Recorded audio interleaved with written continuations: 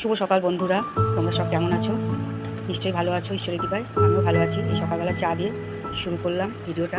তো সারাদিনে কী করি না করি অল্প অল্প করে তোমাদের সামনে তুলে ধরার চেষ্টা করব।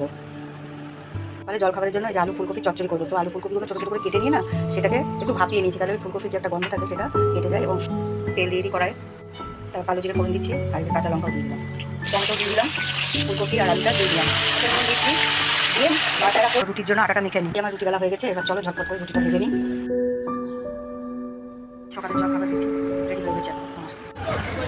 চলো বাজার করে বাড়ি যাচ্ছি।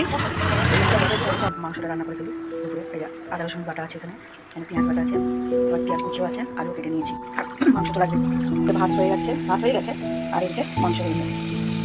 তো বন্ধুরা, আজকে আমার এই ছোট্ট ভিডিও কেমন লাগলো তোমরা কমেন্ট করে জানিও, আর লাইক শেয়ার